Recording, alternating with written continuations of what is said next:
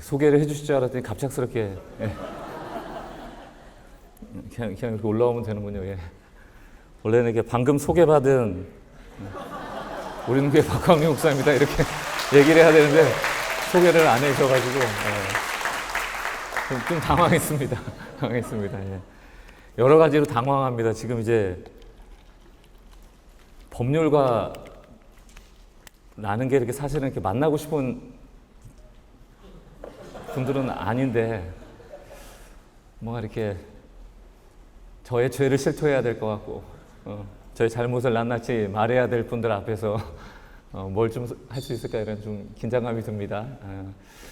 올해는 이렇게 교회 아닌 곳에서 설교할 기회가 주어지는 것 같아요. 2달 전에는 이랜드라는 데 임원분들하고 같이 또 2박 3일 수련회에서 이틀 동안 말씀을 전할 기회가 생겼었고 또 이렇게 기독법률가라는 또 단체를 만나게 됐는데 공통점은 있습니다. 뭐 이랜드를 아시는 분들도 계시겠지만 뭐 이제 40년 가까이 됐다고 알고 있는데 제가 어릴 때 이제 뭐 그 이랜드에서 나온 옷도 입고 막 그랬었습니다. 이제 그랬던 때가 기억나는데 제 대학 시절에 친구도 이랜드에 있었고 거기 본부장 하시는 분도 저희 교회를 다니시는 이유로 제가 이랜드 그 문화를 잘 알았습니다. 그 초창기 때 늘 일찍 출근해서 이렇게 큐티하고요. 또 예배 늘 드리고요. 그리고 누가 시키지 않아도 자발적으로 오래 남아서 일하고 그랬던 조직입니다. 그게 너무 당연시되어 왔었는데 이제 올해 제가 가보니까 회사의 행사로 그런 수련회를 할 수가 없고요. 다 휴가 내서 이제 2박 3일 온 거고 개인 회비 내고 그 돈을 가지고 이렇게 해야 될 정도로 그게 뭐 더 옳다라고 할 수도 있겠지만 그 회사의 문화라는 게 기독교적이진 않았다. 그런데 저랑 밥을 같이 먹었던 분이 이제 임원분이 계셨고요. 한 60 정도 되신 임원분 2분, 이제 중간 관리자는 한 제가 봤을 때 40대 정도 되시는 것 같고 그 밑에 직원은 이제 더 어리시겠죠. 근데 이제 임원과 중간 매니저와 이제 직원이 다 생각이 다른 거예요. 다 다른 겁니다. 그 임원분은 40년 전을 생각하면서 이랜드가 큐티는 포기할 수 없다. 회사 나오면 같이 큐티하고 속으로 같이 모여서 기도하고 이런 문화를 원하고 있고 처음 들어온 신입 사원은 기독교인임에도 불구하고 너무 부담스럽다. 신우회도 싫다. 이래가지고 그 수련회 인원도 그렇게 많이 모이진 않았던 것 같습니다. 뭐 아마 기독법률가 이 모임도 어찌 보면 규모적으로 보면 초창기 때보다는 좀 약화됐다라고 느끼시는 분도 계실 것이고 또 이 자리에 오신 것이 전 대단하다고 생각해요. 이게 휴가 내서 가족들하고 또 오신 거잖아요. 그러니까 여기에 꼭 와야 된다라는 마음이 있으시고 또 애정이 있으시고 또 은혜에 갈급하신 분들이 오셨다는 생각이 듭니다. 그런데 저 역시 개척을 하고 처음 2016년도에 개척을 했거든요. 제가 10년 동안 분당우리교회에 있었고 거기서 목회를 배우고 2016년도에 우리는 교회 위알처치라는 이름으로 개척을 했을 때 이렇게 새벽에 걱정문심으로 좀 깼었어요. 믿음이 없으니까 이 교회가 될라나 몇 명이나 올라나 나도 좀 그래도 망하면 안 되는데 이런 생각이 있었어요. 그래서 주변에서 그래서 목사님은 성도가 몇 명이나 됐으면 좋겠는데 적어도 한 300명은 돼야지 그랬거든요. 저희 솔직한 마음인데 그분은 놀라더라고요. 그렇게 많이? 이런 얘기를 하셔서 이게 괴리가 있구나 좀 생각에. 무슨 말이냐면 그래도 교회를 했으면 이렇게 몇백 명은 모여야지 너무 규모가 작은 거는 좀 실패처럼 여겨졌던 마음이 있었습니다. 지금은 그런 마음이 뭐 정직하게 얘기하면 없다라고 얘기해도 맞을 것 같아요. 왜 그런가 하면 지금 시대는 제가 봤을 때는 규모가 옳고 그름을 말해주지는 않는 것 같습니다. 우리가 종종 대형교회를 보면서 규모의 논리로 뭐 여러분들 큰 교회 다니시는 분들 계시고 보시는 분들 계시겠지만 가면 입이 딱 벌어지거든요. 와, 너무 잘 지었다. 너무 멋있다. 이 정도 규모면 하나님이 역사하지 않으실 수 없는 곳 같아. 이런 생각조차도 듭니다. 뭐 여러분 유럽 여행 가보신 분도 계시겠지만 아주 규모가 큰 성당 같은 데 가면 좀 웅장하고 종교심이 이렇게 북받쳐 오르고 하잖아요. 그런데 놀랍게도 그 이렇게 종교심이 북받쳐 오르는 것과 실제로 거기서 여러분들이 예배 행위를 하진 않아요. 사진 찍고 오죠. 그런 겁니다. 하나님은 규모의 논리에 좌지우지 되시는 분은 아니고요. 예수님도 전도하실 때 그분의 사역은 사람들을 많이 모아놓고 집회하는 형식은 아니었습니다. 두라노에서 나온 한 책의 제목도 예수님의 사역을 한마디로 정의했는데 한 번에 한 사람씩이에요. 한 번에 한 사람씩. 문둥병자를 찾아가고요. 귀신 들린 자를 찾아가고요. 사마리아 여인을 찾아가고요. 그것을 늦다라고 여기질 않습니다. 그때 똘똘한 예루살렘에 좀 능력 있는 사람들 찾아가서 그 권력의 힘을 빌려서 복음을 전했더라면 훨씬 더 빨리 될 것 같지만 변방에 어부들 12명 모아가지고 제자 훈련한 게 전부거든요. 3년 동안. 그나마도 실패였죠. 예수님 다 팔아넘기고 도망갔으니까. 가장 느린 방법을 선택하시는 것이 성경에 나와 있는 하나님의 방식이거든요. 그러니까 우리는 하나님 나라의 통치 방식을 세상의 통치 방식과 등치화하려는 시도를 자꾸 합니다. 근데 그것은 왜곡되기가 참 쉽습니다. 무슨 말씀을 드리고 싶은가 하면 뭐 이랜드에 예전만큼 수련회 사람이 오던 오지 않던 기독법률가 모임의 이 수련회 규모가 크던 작던 어떤 한 교회가 하나님을 예배하는 예배 공동체로서 숫자가 몇 명이든 그것은 우리에게 중요한 것일지 몰라도 하나님 입장에서는 전혀 중요한 것이 아니다. 저는 지금 이 신앙의 시즌을 겨울이라고 늘 설명하거든요. 여러분들이 그 생물학적으로 보면 나무는 겨울이 오기 전에 잎사귀와 꽃과 열매를 다 떨굽니다. 그 이유는 분명하죠. 겨울이 돼서 추워지면 뿌리로부터 양분을 올릴 수가 없습니다. 양분을 올리려다가는 그 몸통이 터져버리게 되죠. 나무는 지혜롭기 때문에 일하지 않도록 꽃과 잎과 열매를 가을 시즌에 다 떨어뜨리고 겨울 시즌으로 돌입합니다. 우리 눈에 봤을 때 겨울나무는 죽은 것 같아 보이고 겨울나무는 뭐 볼품이 없잖아요. 그러나 그 나무를 죽었다 하는 것은 혹은 살았다 하는 것은 그 열매가 있다, 꽃이 있다, 잎사귀가 있다로 판단하지 않아요. 적어도 겨울의 시즌에는. 겨울의 시즌에 앙상한 나무를 보면서 저 나무가 살아있다라고 한다면 우리는 뿌리를 봐야 하는 것이죠. 뿌리를 지키고 뿌리가 살아있으면 그 나무는 훈풍이 불고 봄날이 되면 다시금 잎사귀를 내고 여름에 꽃을 피우고 가을에 열매를 맺게 돼 있습니다.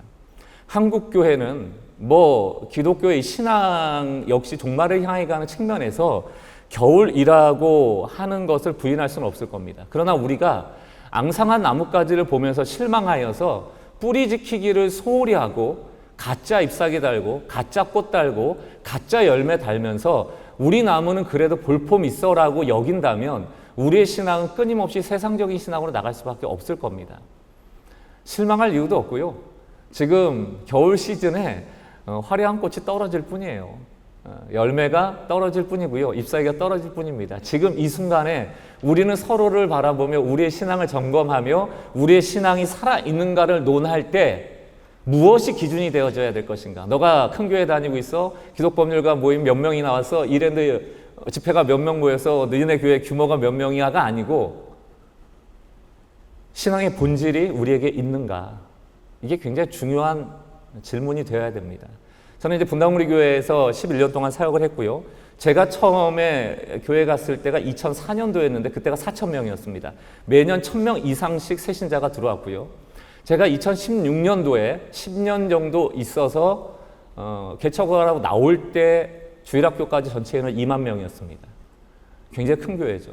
저는 제가 개척한 우리는 교회를 설명할 때 분당 우리 교회의 부작용에 대한 반작용의 교회다라고 설명을 하곤 합니다. 저는 이찬수 목사님을 늘 존경하고 분당 우리 교회에서 큰 혜택을 받은 사람이지만 분당 우리 교회만이 답이라고 여기는 사람은 아니에요.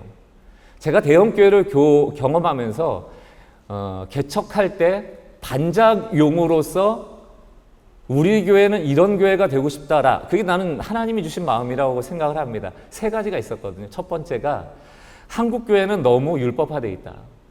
복음을 안다라고 얘기하지만 사실상 복음적인 교회가 많지는 않다는 것을 알게 됐고, 뭐 성도들의 탓은 아니지만 목회자의 탓이 제일 크다고 생각합니다.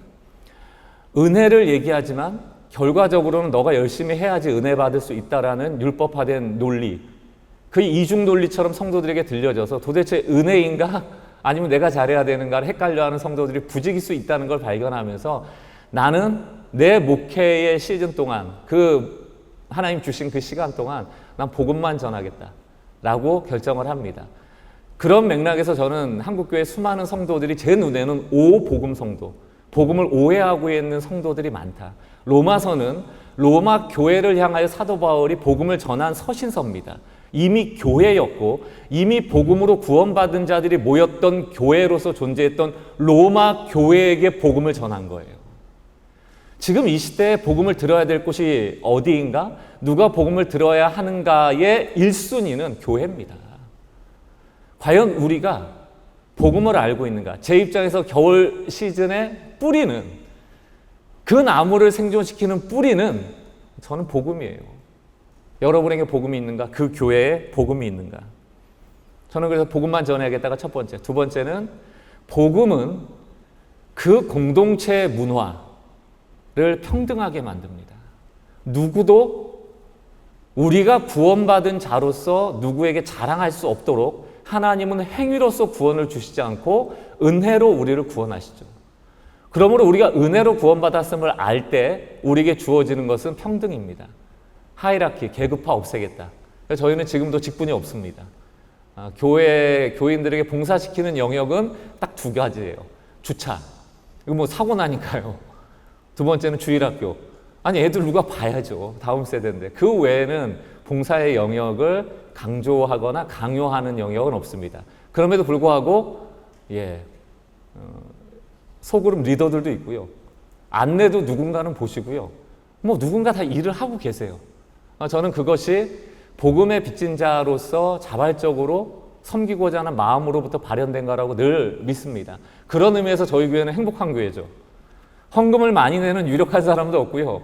뭐 대단한 유명한 사람도 없는지, 제가 모르고 있는 건지 안 밝히고 있는 건지, 돈이 많은데 헌금을 안 하고 있는, 저는 알 수는 없어요. 없지만 적어도 지금까지는 없다. 너무 좋아요. 너무 좋습니다. 눈치 볼 사람이 없어요. 저 을지대에서 저희는 예배를 드리며 대강당, 여러분들 잘 모르시겠지만 교회가 대학교 안에 들어가는 거 굉장히 어렵습니다. 저희는 해냈습니다. 누가 했을까? 주도자가 없어요. 그냥 된 겁니다. 지금도 돌아보면 그냥 기적 같아요. 그냥 쓰라고 내어줬고, 원래 교회가 있었습니다. 대강당에. 근데 저희는 개척교회인데 갑자기 쫓겨나게 돼가지고 그 이제 학교한테 얘기해서 우리 1년만 좀 소강당을 쓸게요 그랬거든요. 두 집 살림이 된 거예요. 1년 동안 이제 소강당 잘 쓰다가 1년이 됐잖아요. 나가야 될 것 같은 거 이제 1년만 쓰라고 했으니까 두 집 살림 미안하잖아요. 그 원래 있던 교회한테. 근데 갑자기 그 원래 있던 교회가 나간대요. 학교가 비게 됐잖아요. 그래서 저희 교회한테 먼저 오퍼를 한 거예요. 쓸래? 쓸게. 들어간 거예요. 에어컨 시설, 냉난방기 다 돼 있고요.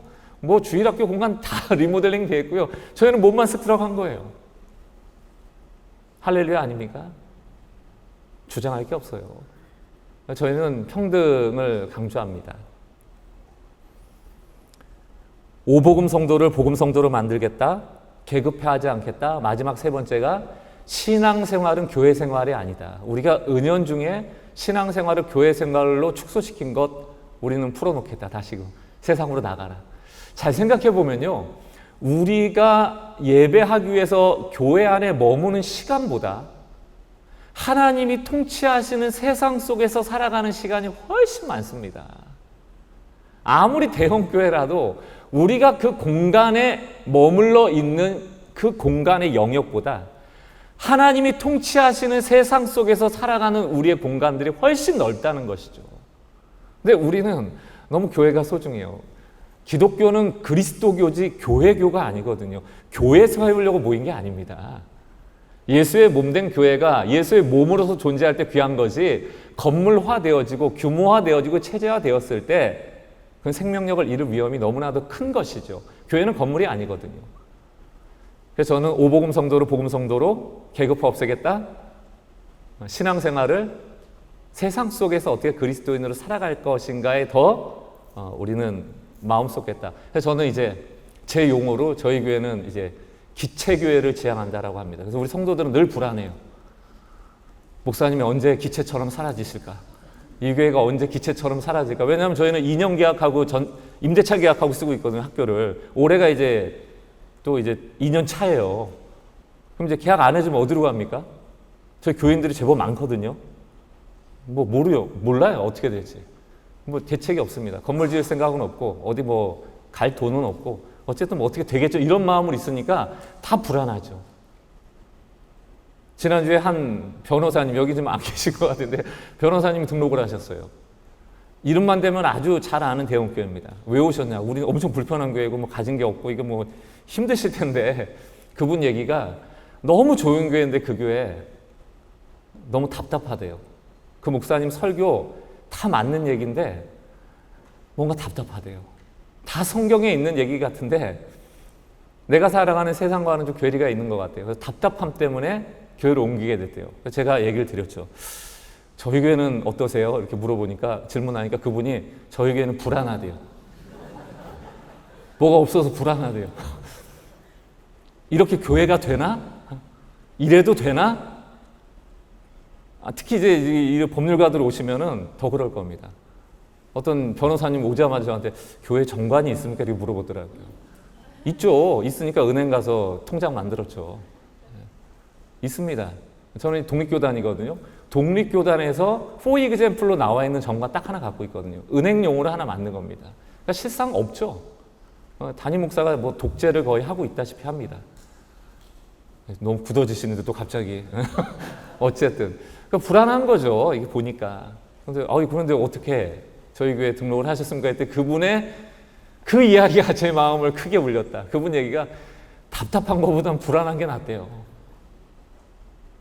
답답한 것보단 불안한 게 낫다. 이게 여러분들, 겨울나무는 죽은 것 같아서 불안하고요. 겨울의 시즌은 이 나무 이제 앞으로 열매 못 맺는 거 아니야? 불안하고요. 모든 게 불안한 게 겨울입니다. 이렇게 얼어 죽는 거 아니야? 봄날 안 오는 거 아니야? 밤이 되면 나중에 아침 안 오는 게 아니야? 그게 다 불안하죠. 그런데요, 레너드 스윗이라는 미래학자가 했던 교회에 대한 4M, M으로 이니셜을 했던 교회 4단계, 이게 어찌 보면 굳어지는 4단계입니다. 4M을 설명하거든요. 레너드 스윗이 이걸 언제 얘기했는지 모르겠지만 미래학자니까 과거 얘기했는데 지금 딱 떨어지는 얘기입니다. 첫 번째 M이 미션 철치거든요. 교회는 소명을 갖는 겁니다. 소명이 뭘까요? 복음 전하는 거예요. 사람 살리는 겁니다. 어디 있는 사람? 예수 안 믿는 사람. 교회 밖의 사람. 교회 밖의 사람들에게 복음 전해서 복음을 듣고 구원받게 하는 게 미션이에요. 그게 교회의 존재 목적입니다. 그런데 교회가 시간이 지나면서 미니스트리로 변질됩니다. 미니스트리는 해석하면 되게 좋은 뜻입니다. 목양이라는 뜻이거든요. 교회 안에 이제 예수 믿는 사람들이 모였을 때 서로 교제하고 서로 사랑하고 서로 나눔하고 뭐 이런 거예요. 목사 입장에서 성도 신방하고 저 사람 훈련하고 양육하고 너무 좋은 거잖아요. 근데 목양의 에너지가 미션으로 나가는 소명의 에너지보다 커지는 순간부터 교회는 문제가 생깁니다. 제가 지난주에도 이제 설교 중에 그림 하나 보여드린 게 있어요. 그게 이제 누가복음 15장에 잃은 양 한 마리 비유거든요. 예수님이 이제 절벽에 매달려 있는 양을 찾으려고 이렇게 가는 거예요. 가는데 그 누가복음 보면 뭐라고 되어 있냐면 99마리의 양을 들에 두고 이렇게 되어 있습니다. 우리에다 가둬두고 안전한 곳에 둔 게 아니고 들에 둔 채로 가요. 그러니까 그 그림에 보면 뒤에 있는 이제 양들이 피켓을 들고 스트라이크 하는 거예요, 예수님한테. 영어로 all sheep matter 이렇게 되어 있습니다. 해석하면은 모든 양은 중요하다. 모든 양은 중요합니다. 한 마리만 중요한 게 아니에요. 우리도 중요합니다. 우리도 관심 가져주세요. 99마리가 데모하는 거예요. 그게 바로 목양입니다. 우리 양을 쳐주세요. 저 한 마리 절벽에 있는 양 떨어져도 99마리나 있잖아요. 이게 세상의 기준이거든요. 그렇게 목양적 교회가 되면 사람들 모이겠죠. 돌봄을 받으니까 99마리가 999마리 되고 9999마리 되고, 그럼 그때부터는 메인터넌스 3단계로 갑니다. 유지하려는 교회가 돼요. 지금까지 해왔던 것을 유지해야 합니다. 미니스트리 하는데 에너지가 쓰이고 메인터넌스 하는데 에너지가 쓰이면서 당연히 미션의 에너지의 동력은 약화되는 거예요. 그렇게 교회는 커지고 목양적인 교회가 되어지고 양육이나 제자 훈련이나 시스템은 견고해질지 몰라도, 메인터넌스 할지 몰라도 365일 이 교회가 매년 해야 될 일로 가득할지 몰라도 마지막 4단계로 가는 것은 필연적이다. 그 4단계가 바로 뮤지엄 철치입니다. 박물관 교회. 중세에서 많이 보잖아요. 여러분 여행 가면 많이 보시잖아요. 가우디의 무슨 성당 예배 드리는 거 보셨어요? 다 사진 찍으러 가지? 기념품이잖아요.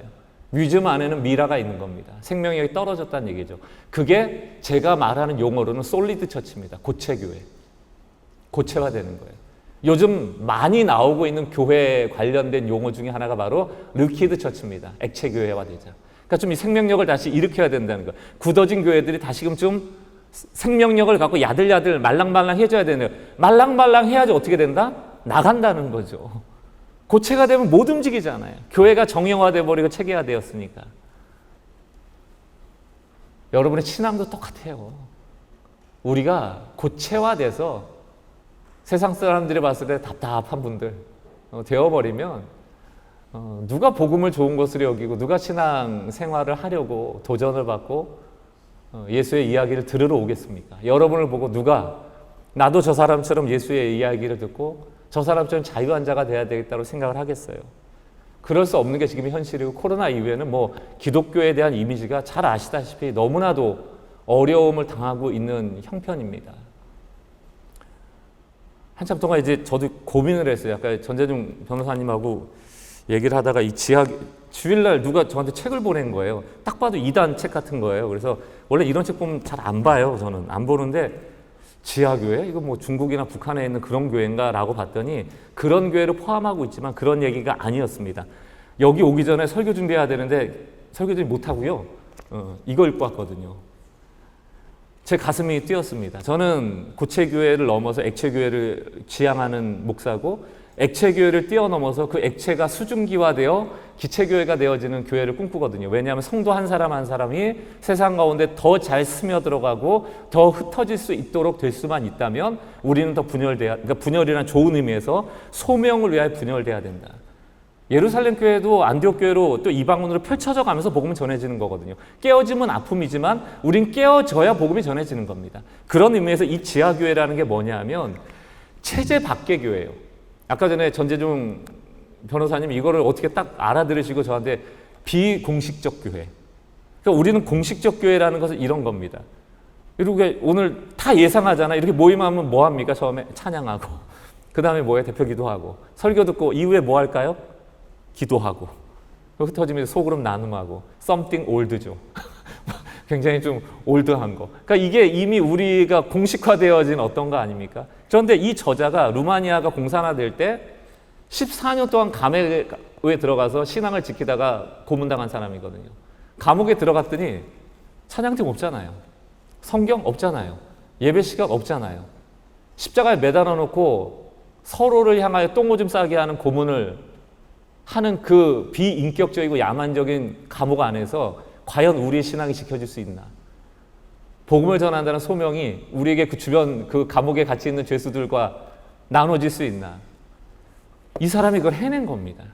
그러면서 박해의 시대, 종말의 시대에 우리는 비공식적인 교회, 지하교회라는 건 다시 말하면 어떠한 체제에도 영향받지 않는 교회로 나가야 된다는 얘기예요. 공산주의는 공산주의 체계가 기독교를 핍박하죠. 자유주의 체계라고 안심할 게 아닙니다. 루마니아도 공산화되는 시점이 단 하루만이었습니다. 이 사람 얘기로는 하루 만에 박해가 시작됐다 이런 표현을 써요. 안전하지 않다는 겁니다.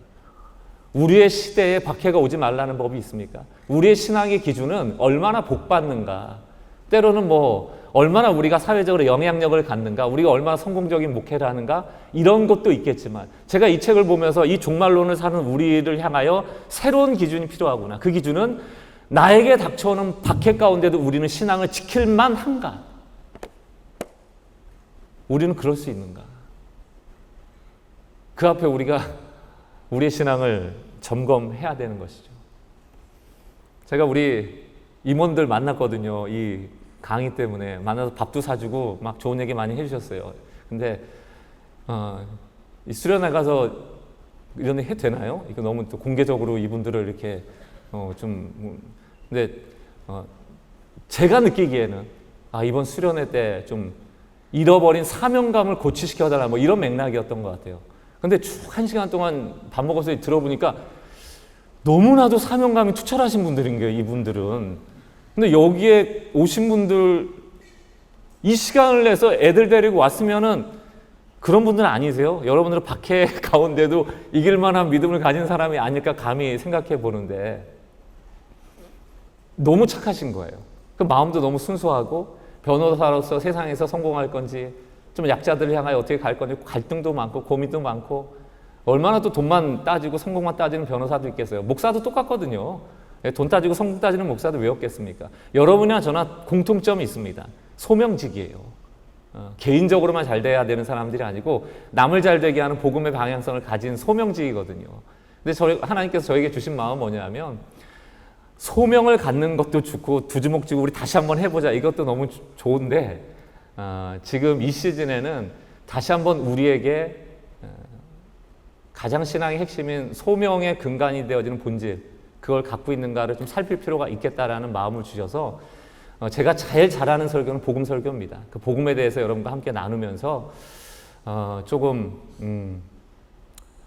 하나님께서 여러분들을 위로도 하시고 또 힘도 주시고 또 하나님이 여러분들 쓰시기 위하여 이 자리까지 불러주셨다는 소명의식으로 다시금 회복되어져서 좀 굳은 마음들이 말랑말랑해질 수 있었으면 좋겠고요. 그냥 미니스트리 하듯 메인터넌스 하듯 점점 굳어져서 이제는 모르겠습니다. 여기 좀 나이 많으신 연배 많으신 변호사들도 계시겠지만 그냥 하는 거야. 이제 교회로 치면 이제 고체교회처럼 고체 변호사가 돼버린 분들도 계실 거 아닙니까? 그분들의 마음에 좀 하나님의 훈풍이 불어왔으면 좋겠다 하는 마음을 갖고 오늘 주님께서 여러분들에게 좀 은혜 주시는 시간 되길 주의 이름으로 축원합니다. 저는 이제 우리는 교회에서 복음을 10년 동안 외치면서 결과적으로 이 복음이 우리에게 준 혜택이 무엇인가라고 했을 때 하나는 자유함입니다. 자유함이에요. 자유함은 어떤 의미냐면 괜찮지 않아도 괜찮다는 얘기예요. 괜찮지 않아도 괜찮다. 복음의 메시지는 분명합니다. 괜찮지 않아도 괜찮다. 또 다른 용어로 얘기하면 불완전하지만 하나님은 불완전한 우리를 여전히 아름답게 보신다. 이게 복음의 핵심입니다. 가끔 저는 이제 비행기 타는 거 싫어합니다. 그래서 이제 늘 기장이 완전하길 바래요. 그러니까 착하고 운전 못하는 기장, 악한데 운전을 잘하는 기장을 선택하라면 저는 당연히 후자를 선택할 겁니다. 나쁜 놈이라도 기장이 운전을 잘해야지. 변호사도 어떨지 모르겠어요. 이게 아주 악한데 변호를 잘하는 사람도 있을 수 있고 저 사람 너무 착한데 변호는 너무 형편없이 하는 사람 그런 사람 있을 수 있지 않나요? 목사님도 저분 참 착하신데 설교를 잘 못해. 은혜가 안 돼. 근데 저분은 참 그런 것 같은데 말은 잘해. 뭐 이럴 수 있잖아요. 이제 그런 의미에서 불완전함을 얘기하는 건 아닙니다. 우리의 영역에서 의사는 수술을 잘해야 되고 기장 운전을 잘해야 되고 변호사는 변호를 잘해야 되고 우리의 소임을 잘하는 것을 전제로 두는 겁니다. 아무리 잘해도 우리의 변호가, 우리의 목회가, 우리의 운전이, 우리의 의술이 완벽할 수는 없거든요. 완벽할 수는 없습니다. 살아가다 보면 이 완벽주의가 때로는 죄가 될 때가 많다는 것이 성경이 말하는 맥락이거든요. 우리는 완벽하기를 원하지만 그래야지만 우리의 삶이 담보되어지고 우리가 성공하거나 누군가로부터 인정받을 수 있다고 여기지만 성경이 말하는 복음은 그것과는 좀 다릅니다. 그러니까 하나님 나라는 세상의 나라와 다른 이유도 거기에 있는 것이죠. 로마서 5장에 보면 오늘 우리가 읽은 본문이지만 하나님이 우리를 찾아오신 시점이 한번 보여주실래요? 5장 6절부터 한번 볼까요? 한번 보면 이게 매우 중요한 얘기. 6절 보면 우리가 아직 연약할 때 기약대로 그리스도께서 경건하지 않은 자들을 위하여 죽으셨도다 이렇게 돼 있거든요. 그러니까 하나님의 때가 언제냐면 하나님이 우리를 찾아오셨을 때가 우리가 연약할 때입니다. 우리가 경건하지 않을 때란 얘기죠. 8절 말씀도 보여주세요. 우리가 아직 죄인 되었을 때라고 그때를 언급하고 있죠. 10절에 보면 곧 우리가 하나님과 원수 되었을 때라고 얘기합니다. 그러니까 예수님이 우리에게 오셨을 구원의 때는 이런 겁니다. 우리가 경건하지 않았는데 우리를 향해서 야 나는 너가 경건하지 않기 때문에 함께 할 수 없기 때문에 너가 경건해진 다음에 내가 너에게 임할게 라든가 너가 너무 죄가 많은 것 같아서 도저히 나는 거룩한 자로서 너 죄 있는 너와 함께 할 수 없어. 그래 너가 죄를 회개한 후에서야 내가 너한테 갈 수 있어 라든가 아니면 하나님과 원수 되어진 관계를 회복한 다음에 내가 너에게 갈게라고 요구하시지 않았다는 얘기입니다. 기독교의 진리는 철저하게 역설이거든요. 보세요. 오늘 우리가 하나님의 힘이 필요해요. 하나님의 은혜가 필요해요. 하나님의 도움이 필요하다는 것은 역설적으로 우리 힘이 없다라는 뜻입니다. 우리는 한계가 있다라는 뜻이고 우린 자격 미달이라는 뜻이고 우린 형편없는 존재라는 것을 인정할 때 비로소 하나님의 힘과 하나님의 도움과 하나님의 은혜를 구할 수 있게 되거든요. 우리 그걸 인정하는 거예요. 불완전함을 인정하는 겁니다. 그런데 우리는 불완전한 것이 늘 우리를 불안하게 해요. 특히 이제 청년 시즌에 제가 집회를 가면은 청년들은 늘 이슈가 이겁니다. 교회 왔을 때는 신앙생활을 잘하는 것 같다는 거예요. 막 말씀 듣고 막 의욕도 나고 근데 세상에 나가면 세상이 녹록치 않으니까 자꾸 세상적이 되고 본인들이 신앙인으로서 잘 못 사는 것 때문에 힘들대요. 그러면서 목사님 어떻게 해야 됩니까? 그래서 저는 늘 답이 그거거든요. 그 질문한 친구한테 근데 그거 너 스스로 너무 너를 과대평가하는 거야. 여러분 중에 혹시 그런 분이 계실지 모르겠지만 그 여러분에 대한 과대평가예요. 여러분들이 여러분 스스로 뭔가 세상에 나가서 말씀대로 뭐 잘 살 수 있을 것처럼 여기는 거 그거로부터 사실은 죄성이 발현이 됩니다. 성경의 얘기는요. 환자이기 때문에 의사가 필요하다는 거예요. 예수님이 의사잖아요. 왜 의사가 필요합니까? 환자이기 때문에. 그러니까 이 자리에서 하나님께서 제일 관심 갖는 사람은 아픈 사람이라니까요. 근데 한국교회가 생각보다 메시지를 전할 때 하나님이 역사할 만한 자격을 갖추라는 메시지를 많이 합니다. 근데 그건 복음적인 게 아니에요. 우리는 하나님이 역사할 만큼 자격을 갖출 수도 없고요. 특히 이제 부모님들한테 제가 얼마나 닥달해서 저희 교회 아주 머니들께서는 저를 이렇게 썩 좋아하지 않습니다. 제 교육 철학 때문에. 보면은 자꾸 애들한테 너 그렇게 공부 못해갖고 하나님 쓰시겠냐고 그래요. 그거 굉장히 비복음적인 얘기거든요. 성경에 첫째가 쓰임받은 적이 없어요. 쓰임 못 받습니다. 유다 지파도 넷째고요. 요셉도 막내 쪽이죠. 다윗 막내 쪽이죠. 야곱 둘째입니다. 아브라함 애 못 낳는데 그때는 고대 사회는 가족이 힘인데 하나님은 가족 없는 사람 집어 쓴다니까. 앞으로도 가족이 없을 예정이에요. 왜? 사라는 난산이니까. 임신할 수 없으니까. 기어코 아브라함이라니까요. 모세 80세 될 때 나오신다니까요. 애굽의 왕자 때 안 나오세요. 가장 작은 자인 기드온 찾아가신다니까요. 기드온이 깜짝 놀란다고요. 나는 이스라엘의 가장 작은 지파입니다. 작은 지파 중에서 가장 작은 가문이에요. 작은 자입니다. 하나님이 기드온 보면서 이거 내가 몰랐네. 다른 사람 알아볼게라고 하지 않아요. 그러므로 내가 너와 반드시 함께하리라. 성경의 메시지는요.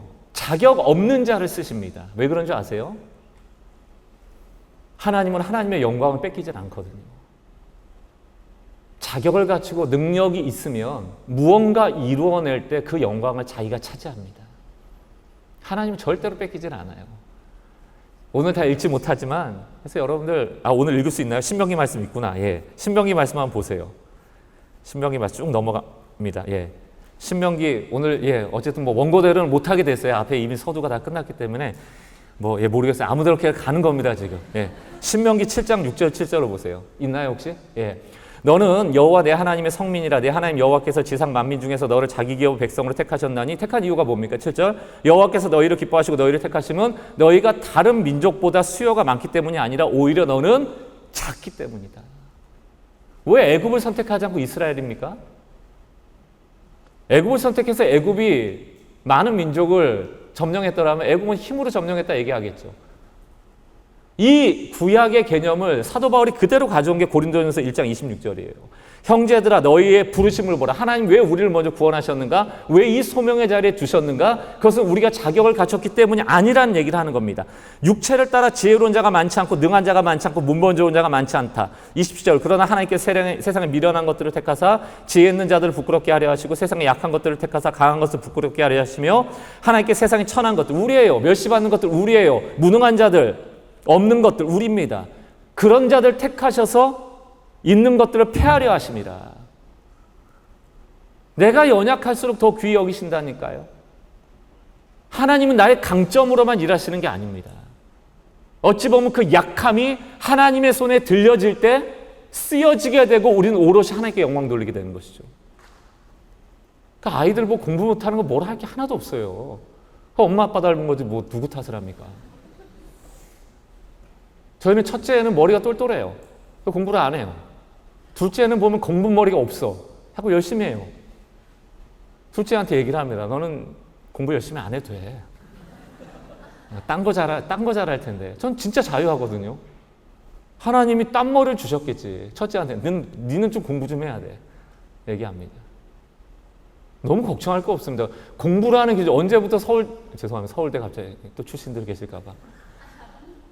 왜 서울대가 좋은 데고 왜 꼭 그렇게 점수를 잘 받아야지 세상에서 사람 노릇한다고 그래요? 페르소나, 일종의 사회적 가면이란 말이죠. 누가 그 기준을 만들었습니까? 세상에 만들어 놓은 거 아니에요? 서울대 출신들 보니까 좋은 직장 가더라, 돈 많이 벌더라, 안정되게 살더라. 그게 페르소나예요. 교회 안에도 이런 가면들을 쓰고 하나님 앞에 서는 사람들이 너무 많다는 거예요. 하나님, 이 정도는 쓰실 수 있지 않습니까? 제가 계급을 없애는 이유가 그런 겁니다. 자꾸 완장 채워주면 본인이 잘나서 그 직책을 맡은 줄 알아요. 우리가 잘나서 우리가 뭔가 되어서 이 정도 되니까 하나님 쓰신 줄 압니다. 천만의 말씀이거든요. 없는 것들 택해서 있는 것들을 부끄럽게 하려는 게 하나님 나라의 법칙입니다. 29절 뭐라고 되어 있습니까?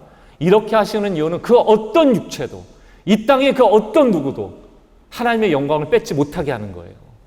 하나님 앞에서 자랑하지 못하도록 하는 거. 네, 교회 어떠세요, 여러분?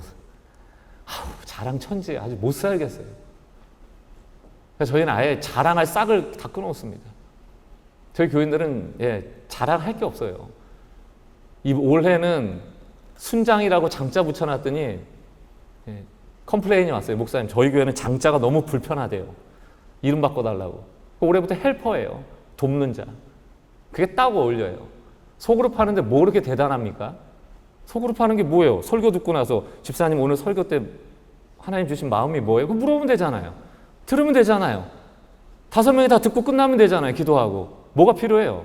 거기 무슨 답이 있습니까? 누가 뭘 가르칠 게 있습니까? 저희 교회 소그룹의 핵심적 컨셉은 서로가 서로에게 메신저가 되는 거예요. 우리는 한계가 있으니까 저 사람을 통해서 하나님 무슨 말씀하셨을까? 듣는 거예요. 메신저와 경청자. 그들이 정확하게 쌍을 이룰 때 그 소그룹은 하나님께서 주시는 마음이 메시지가 훨씬 더 커지는 거죠. 주인이 어디 있어요? 대장이 없어요. 저 사람 안 나오면 옆에 사람 인도하면 되죠. 불완전할수록 아름다운 거예요. 저희 교회 이제 12월 25일 날은 뭐 아이들 이제 가끔 나와서 특성하거든요. 세상 말로 이제 개판입니다.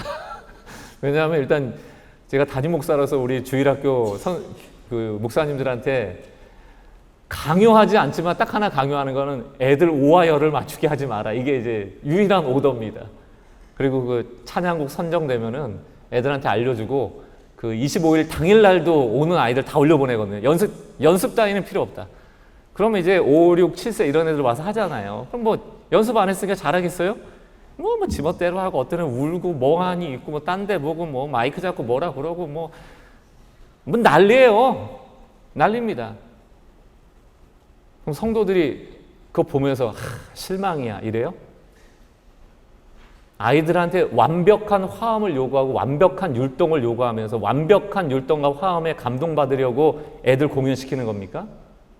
제 목적은 하나예요. 성도들에게 이 아이들을 소개하는 겁니다. 다음 세대 아이들입니다. 불완전하죠? 그러나 아름답습니다. 그게 복음이에요. 1살짜리 아이 키워보셨어요? 애가 뭘 할 줄 알아? 지 손으로 밥을 떠먹습니까? 화장실을 갈 줄 압니까? 빽빽 울기는 하지. 2시간마다 밥 줘야지. 저도 첫째 낳고 갖다 버리고 싶더라니까. 하도 피곤하니까. 진짜 버려요? 불완전하잖아요, 1살짜리. 그래서 엄마 아빠는 늘 뭐라고 하면 그러니까 내가 필요한 거예요. 반려견 키우십니까? 반려견 아프면 늘 하는 얘기가 뭐예요? 아유, 말도 못하는 게 얼마나 힘들까? 이게 얘기잖아요. 제 아는 분 목사님 개가 아파요. 췌장염이래요. 급성 췌장염이 오면 4박 5일 입원해야 됩니다. 돈이 얼마인 줄 아세요? 200만 원이 넘어요. 사람 수술비도 그 정도는 안 해. 요즘 보험 때문에.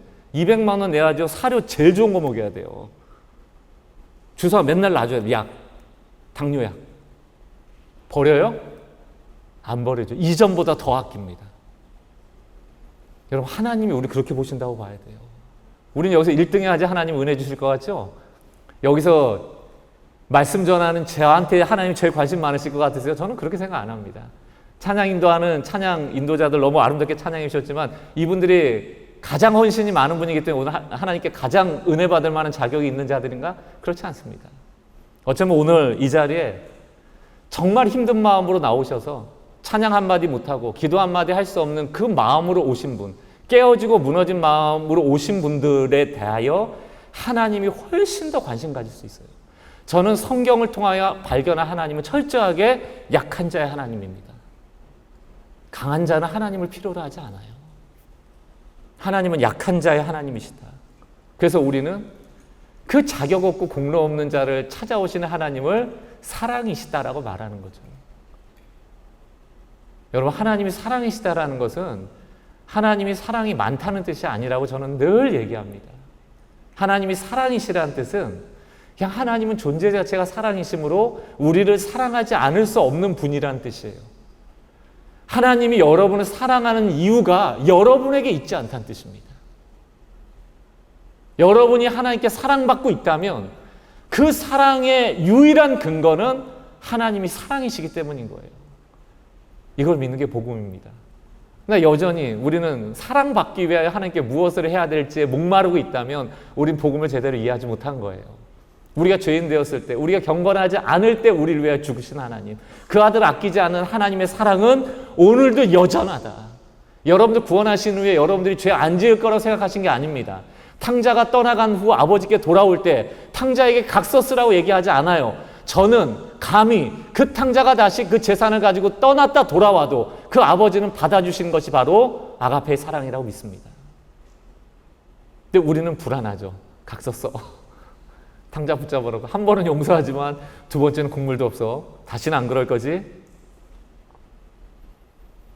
탕자의 형, 첫째 아들이 볼멘소리 하잖아요. 돌아왔는데. 그때 놀라운 얘기를 하거든요. 첫째가. 아버지, 저는 아버지 곁에서 평생을 일하였거늘, 이런 표현을 씁니다. 나중에 한번 영어 성경을 찾아보시면 나는 평생 아버지 곁에서 일하였다가 전치사 like a slave 이렇게 되어 있습니다. 아버지랑 같이 있다고 아버지를 아버지로 여기는 게 아니에요. 첫째 아들은 아버지와 항상 함께 있지만 그의 눈에 아버지는 그저 자기를 고용한 고용주였을 뿐입니다. 그 얘기는 뭐냐면 첫째 아들은 아들로서 존재했던 것이 아니고 철저하게 종으로서 존재했죠. 종의 특징이 뭔지 아십니까? 종은 거짓말합니다. 늘 종은 가면을 써요. 왜 그럴까요? 조금 잘한 일도 거짓되게 만들어 더 많은 일로 만들어야지 나에게 보상이 많기 때문이고, 작은 실수라도 숨겨야 하기 때문에 나에게 올 페널티가 적기 때문입니다. 종은 자기를 고용한 주인 앞에서 늘 거짓말하게 돼 있어요. 그러나 자녀는 다릅니다. 자녀는 뻔뻔해도 돼요. 여러분들 뭐 젊은 시절에 엄마 아빠한테 뭐 얼마나 잘하셨어요? 늘 늦잠 자고 뭐 덤비고 사춘기 때 막 이래라 저래라 하고, 저도 늘 그런 얘기 많이 들었거든요. 야, 너는 좀 제때 나와서 밥 먹으라고, 밥 때 나와서 밥 먹으라고 그런 얘기 많이 들었잖아요. 밥 때 나와서 밥 안 먹었다고 밥 안 주신 적 없습니다. 용돈 안 주신 적도 없고요. 대학 등록금 안 내준 적도 없어요. 왜 그래요? 자녀니까 그래요. 실수해도 또 봐주고 또 봐주고 또 봐주는 겁니다. 세상의 자녀는, 세상의 부모는 너를 버려도 하나님은 너를 영접하실 것이다. 이게 성경에서 우리에게 주어진 진리거든요. 이걸 믿는 게 신앙의 핵심이에요. 하나님이 사랑이시다. 그러므로 우리가 하나님을 생각할 때 가장 먼저 하나님은 사랑이시다라는 생각이 떠오르지 않는다면 우리는 하나님을 오해하는 것이다. 이 생각을 여러분 가지셔야 돼요. 여러분 고난주에 계신 분들조차도 앞에 블랭크가 있는 겁니다. 하나님은 사랑이시다. 그러므로 나에게 고난을 주신다.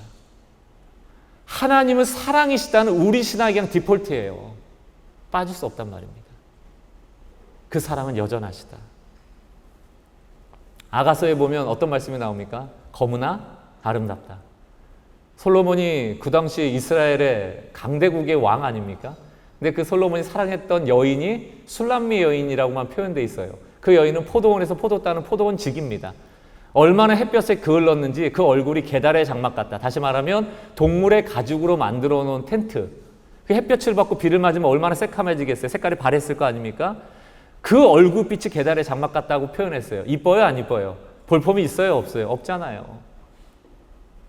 근데 솔로몬이 사랑하는 거예요. 이해가 되세요? 얼마나 외적으로 아름답고 능력 있는 여인이 많았을 텐데 왜 계달의 장막 같은 술람미 여인이었을까요? 아가서에는 이유를 얘기하지 않습니다. 그러나 술람미 여인이 고백하죠. 그가 나를 거무나 아름답다 하신다. 이게 복음입니다. 여러분 비누 가져와서 얼굴 안 닦아도 돼요. 막 이뻐져야 돼. 마스크 팩하고 막 화이트닝하고 하나님 어때요? 이제 사랑받을 만한가요? 제가 이런 거 안 했어요. 이런 거 잘했어요. 우리가 얼마나 자기 검열적인 신앙에 막 하나님한테 잘 보이려고 애를 쓰니 그 종이라니까요. 자녀는 안 그래도 돼요. 여러분 죄질 거 알고 구원하셨습니다. 여러분 약한 거 알고 구원하셨어요. 여러분이 하나님의 수준에 도달하지 못할 거 알고 구원하셨고 그럼에도 불구하고 나는 너에게 은혜 베풀기로 작정하시고 구원하신 겁니다. 이걸 홀리스틱한 구원, 다시 말하면 전위적 구원이라고 얘기를 하는 거예요. 우린 통째로 구원받았다고요. 과거와 현재와 미래까지를. 그래서 그걸 은혜라고 부르는 것이죠. 여러분 지금 사랑받고 있습니까? 그래서 저는 복음을 그래서 사랑합니다. 여러분들이 뭐 승리자가 되고 뭐 여러분들이 대단한 일을 해내고 그래서 하나님이 뿌듯해 하시는 게 아니고 그냥 여러분은 존재로서 사랑받고 있다. 복음에 대해서 좀 설명을 드릴게요. 저에게 복음은 하나님이 되어지게 하는 일이 저에게는 복음이거든요. 우리는 교회에서 제 용어로 하면 율법으로 너무 가스라이팅을 많이 당하다 보니까 하나님의 사랑을 잘 안 믿는 것 같아요. 안 믿고 사랑을 마치 내가 얻어내야 되는 것처럼 여길 때가 많지만 그렇지는 않은 것 같고 또 하나는 세상에서 뭔가 승리자라는 고지론, 높은 곳에 올라가서 세상에 영향력을 미쳐라 뭐 이런 논리들이 7, 80년대 한국교회 안에 많이 있었습니다. 그러나 그것도 그렇게 성경적이지는 않은 것 같습니다. 높아져야 된다, 영향력을 더 많이 갖춰야 된다, 교회가 커져서 대형교회는 대형교회대로 뭔가 세상을 섬겨야 될 역할이 있다, 뭐 다 그때는 옳은 줄 알았지만 지금에 와서 뚜껑을 열어놓고 보면 그렇지도 않은 것 같아요. 그렇게 세상에 세계적으로 큰 대형교회가 우리나라에 그렇게 많고 그렇게 유명한 목사님들 많고 그렇게 설교 잘하는 목사님들 많은데 기독교 인구는 계속 쪼그라들고 있습니다. 왜 그럴까요? 그게 답이 아니란 얘기예요. 진짜 답은 다른 데 있다. 제가 청년들 보면 너무 불쌍해요. 불쌍한 청년들이 너무 많다. 얼마나 그 사랑에 목말라 있는지 자기들에 대하여 자기 검열적 신학 때문에 내가 이걸 잘못했어, 이걸 잘했어 이러면서 잘하면 막 좋아하고 잘못했으면 늘 거기에 주저앉고 왔다리 갔다리 하면서 이 밤에도 하나님께 사랑받으려면 어떻게 해야 되지? 거기에 막 마음을 쓰고. 근데 복음은 여러분에게 승리자 되라고 하질 않아요. 여러분들한테 뭐 세상 나가서 여러분들이 할 수나 있습니까? 교회가 왜 이렇게 무기력해지는가 이런 겁니다. 여러분 세상 나가서 승리자가 되세요. 여러분 싸워 이기셔야 됩니다. 복음을 들고 복음의 기치를 들고 깃발을 들고 세상을 정복해 나가십시오. 아멘 했단 말이에요. 나가보니까 돼요? 안 되죠? 일주, 2주, 3주, 교회에서는 아멘, 밖에서는 깨지고 오고, 교회에서는 아멘, 밖에서 깨지고 2년, 3년, 10년 되고 나니까 뭘 알게 돼요? 뭐 아무것도 아니네 신앙. 성경대로 해봐야 뭐 되지도 않네. 기도 응답도 없네. 애써봐야 뭐 되지도 않네. 무기력해지는 겁니다. 청년들이 왜 빠져나가겠습니까? 엉뚱한 얘기하고 있거든요. 복음은 그런 얘기를 하는 게 아니에요. 대표적인 게 광풍을 만난 제자 이야기입니다. 여러분들 이 한 메시지만 정확히 이해해도 성경을 보는 눈이 달라집니다. 광풍이 일 때 이 광자는 제 이름의 광자처럼 빛광자가 아니에요. 저는 미칠 광자 아닙니다. 미칠 광자 마을리자. 마을에 미친놈 이런 뜻이 아니고 저 빛광자고요. 예. 아버님이 너무 스케일이 작았죠. 마을에 빛이 되라. 그래서 요 모양 요꼴로 살고 있습니다. 좀 이렇게 좀 세계적으로 나갔어야 되는데 그렇게 한풀이 하느라고 저희 아들을 세혁, 세상에 빛이 되라 이렇게 적고 미안합니다. 그래서 저희 아들한테는 너무 스케일이 크게 전화가고 둘째 아들은 이제 민혁 좀 스케일을 줄였어요. 넌 그냥 민족의 빛이라도 되라 이렇게. 어쨌든 광풍을 만난 그 광풍은 미친 바람이잖아요. 제자들의 많은 사람이 뱃사람임에도 불구하고 이길 수 있는 사람이 누가 있겠습니까? 저는 제주도에서 많이 사역을 하기 때문에 제주도 가서 이렇게 있을 때가 많은데 태풍 불고 바람 불면요 서 있지도 못합니다. 이 중에 누군가가 어떤 목사님의 이런 설교를 듣고 예를 들어 제자들은 예수님이 믿음 없다라고 그 비난을 받고 그랬는데 너희는 믿음을 가지고 광풍을 이겨내는 성도 되길 바란다 했는데 여러분들이 아멘 했어요.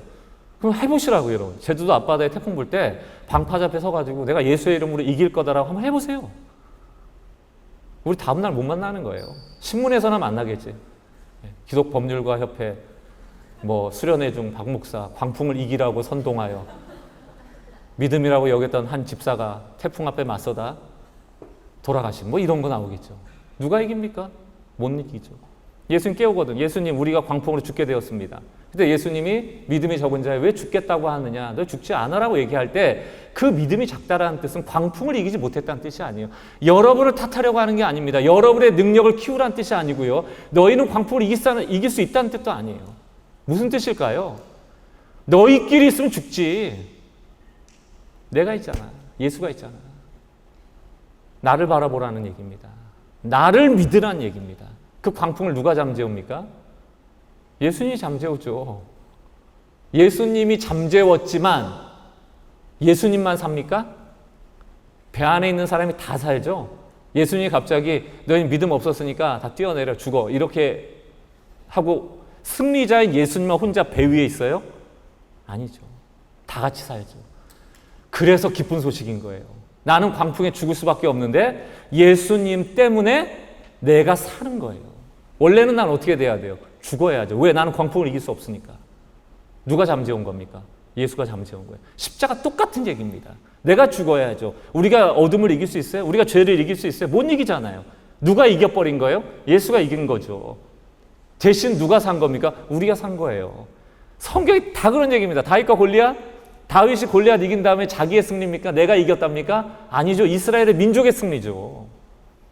유앙겔리온이라는 우리가 승리했다라는 이 동사는 내가 승리했다가 아니에요. 여러분 잘 아시다시피 페르시아랑 그리스랑 마라톤 전투가 있었다는 거 아니에요? 그리스라는 작은 나라가 승리한 다음에 42.195km를 뛰어가지고 승리했다를 외칠 때 내가 이겼다면 얼마나 웃깁니까? 전령이 내가 이겼다 말이 안 되잖아요. 네가 이긴 게 아니잖아. 뭐라고 외쳐야 돼요? 우리가 이겼다 외쳐야 되죠. 근데 이것도 말이 안 되죠. 그 성읍에 있던 사람들은 싸웠어요? 안 싸웠어요? 안 싸웠잖아요. 전쟁 안 했잖아요. 싸운 건 42.195km 저 밖에 있는 마라톤 평야에서 싸운 사람들이 이긴 거잖아요. 그런데 왜 동네까지 와서 그리스 모두가 승리했다고 외치냐고요. 그래서 유앙겔리온은 복음인 겁니다. 너희가 원래 죽어야 되는데 저 사람들의 승리 때문에 너희도 승리한 거야. 복음은 철저하게 하나님을 의지하는 거예요. 철저하게 하나님의 사랑을 신뢰하는 겁니다. 철저하게 하나님의 은혜 앞에 순복하는 거예요. 왜 은혜예요? 자격 없으니까. 여러분들이 자격을 갖춰서 하나님이 뭔가 주셨다면 그건 보상이죠. 대가죠. 그러나 경건하지 않은 자를 위하여 죽었으면 그것은 일한 자에게 주는 보상이 아니라 은혜란 얘기입니다. 광풍을 잠재우는데 우리가 한 일이 뭐가 있습니까? 아무것도 없어요. 심지어는 믿음이 없었다니까요.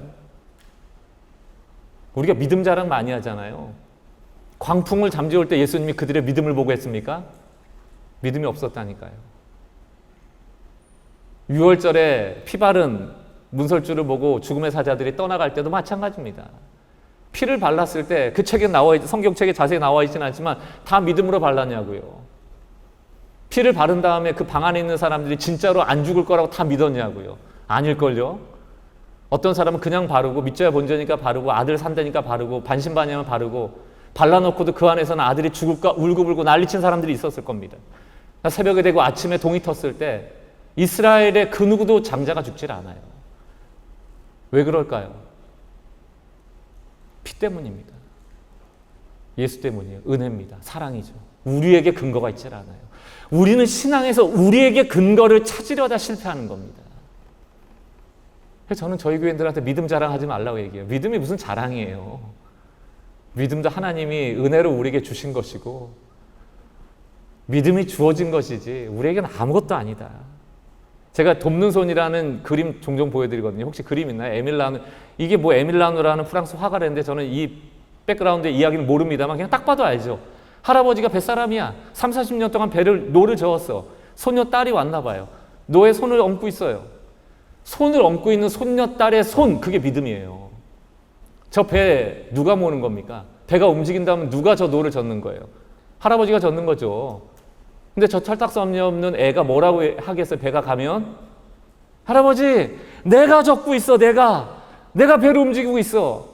그럼 할아버지 갑자기 정색하면서 네가 젓긴 뭘 젓어? 내가 젓지. 막 이래요? 뭐라고 그래요? 네가 젓는다. 우리가 믿음을 하나님이 인정해 주시고 믿음이 크도다 그러니까 진짜 뭐 우리가 뭐나 됐냐, 우리의 믿음으로 막 쥐락펴락 하느냐, 우리가 막 기도하면 하나님의 보좌가 들썩들썩 하느냐, 얼마나 오만하고 거만합니까? 우리의 믿음이라는 건 노에 선 얹어놓은 거예요. 믿음은 하나님의 은혜에 그 영광에 우리를 참여하도록 동참시키는 거예요. 허용하시는 거예요. 칼빈 같은 사람은 구원에 있어서 믿음의 지분을 정말로 주고 싶어 하지 않았습니다. 우리에게 일어나는 모든 구원은 오직 은혜로만 되어지길 바랬어요. 인간에게 조금 더 여지를 주려고 하지 않았습니다. 인간에게 여지가 생기는 순간 우리의 구원이 흔들리기 때문이에요. 혹시 내가 잘못 선택했나? 그러나 개혁신앙은 그게 없습니다. 100% 은혜로 구원받는 것이거든요. 그러면 여러분의 구원은, 여러분의 소명과 여러분의 부르심은 여러분의 것이 아니다. 그러므로 안심하라는 얘기예요. 그러므로 하나님을 신뢰하라는 얘기입니다. 기도하실 때도 자꾸 하나님이 나보다 더 잘하신다라는 믿음을 갖고 기도하셔야 돼요. 오늘 이 밤에도 이후의 시간에 기도할 것 아닙니까? 저는 저희 교회 성도들에게도 이렇게 뭐 통성기도나 이런 것들을 많이 강요하려고 하지는 않습니다. 왜냐하면 오히려 이렇게 모르겠어요. 제가 이제 분당우리교회에서 주로 했던 사역이 찬양 인도를 11년 동안 했고, 우리 저기 장대근 변호사님, 저희 교회 출신, 잘 아시지만 11년 찬양 인도했고요. 저희가 분당우리교회에서 또 했던 중요한 사역이 기도의 인도입니다. 이제 금요 기도회 때 설교자는 매주 바뀌는데 뒤에 이제 설교 후에 기도는 제가 4년 동안 인도를 했었거든요. 제가 일명 이제 찬양 인도 기술자입니다. 기도의 인도 기술자예요. 잘합니다. 찬양 이렇게 잘해요. 인도도 잘하고, 딱 봤을 때, 찬양 소리의 데시벨이 좀 약하네. 그럼 어떤 찬양을 딱 넣어야지 사람들이 좀 후끈후끈해지는지, 기도 소리가 좀 작아지면 어떤 기도를 던져야지 사람들이 통성기도가 막 커지는지. 왜냐하면 성공해야 되니까. 찬양에 성공해야 되니까. 기도에 성공해야 되니까. 도대체 내가 원했던, 내가 바라는 찬양의 성공은 뭐였을까? 내가 기도에 성공했다는 게 뭐였을까? 데시벨이에요. 얼마나 소리가 큰가. 제가 개척하고 나서는 기술자는요, 기술을 쓸 줄 알지 정작 기도를 안 해요. 정작 찬양을 안 해요. 찬양할 시간이 어디 있어요. 머리 굴려야 되는데 어떻게 하면 찬양을, 어떻게 하면 기도회를.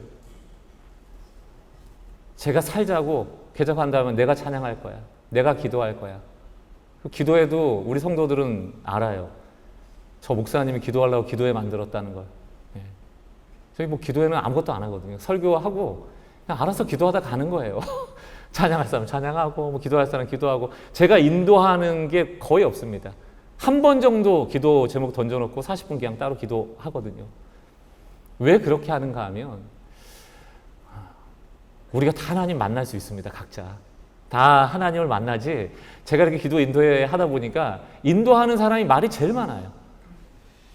기도회 40분이면 인도자가 한 절반은 뭐라고 말하 설교 또 한 편 하는 거야. 오늘 기도하실 때 사실 하나님께서는 이랬고 저랬고 성경을 보니까 이러고 저러고 그런 마음으로 기도해야 될 텐데 우리가 사실 그걸 못하고 있고 그러므로 그래 쭉 얘기한 다음에 우리 막 기도 이미 할 준비가 됐는데 점점 힘이 빠져. 그리고 한참 힘 빠져나오면 이제 기도하자고 그러고 막 또 소리 커야 되니까 막 주여 삼창 외치고 막 쥐어 짜는 거죠. 마른 수건을.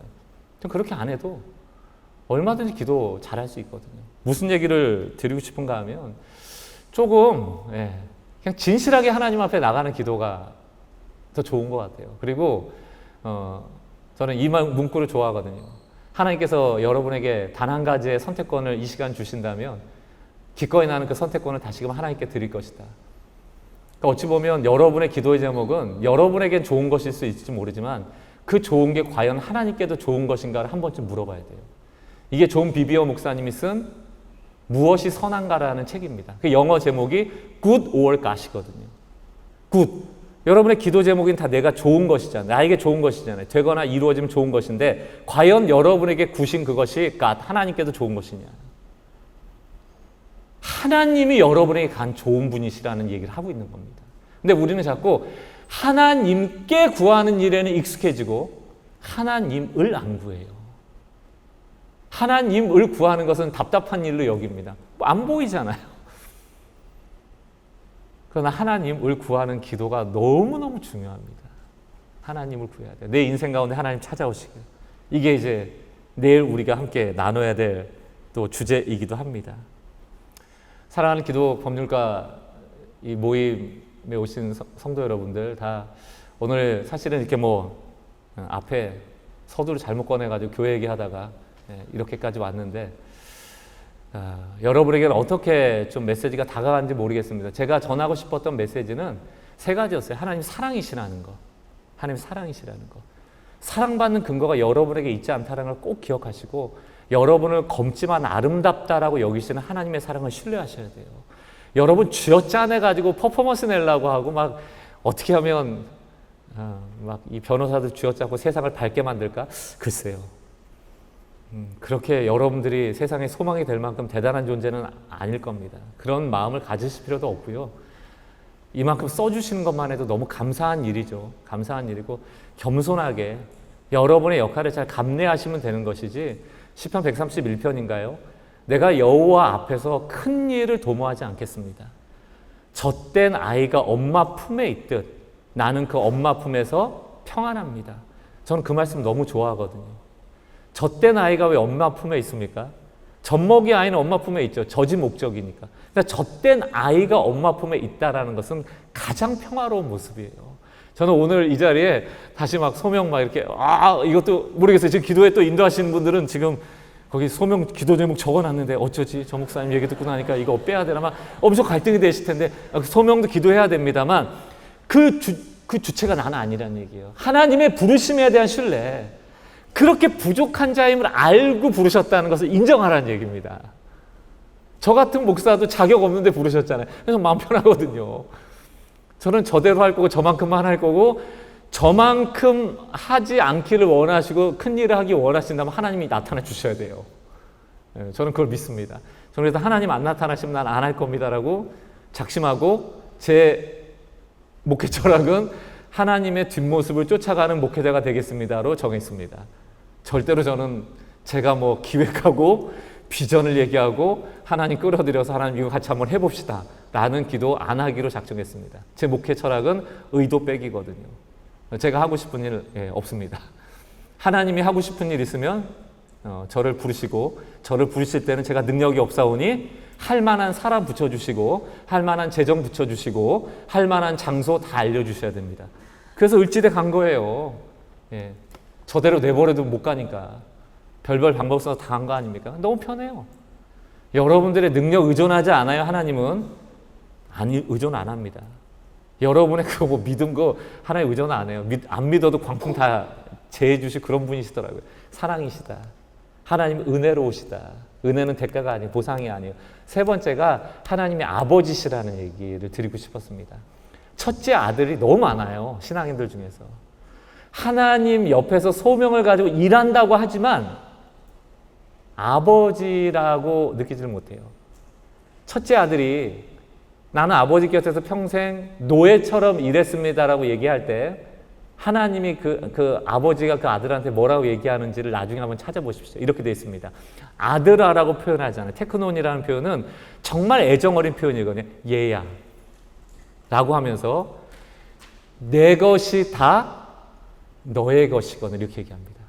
너는 평생 나와 함께함으로 내 것이 다 너의 것이다. 아들은 근데 이 생각했나요? 못했나요? 첫째 아들 못했죠.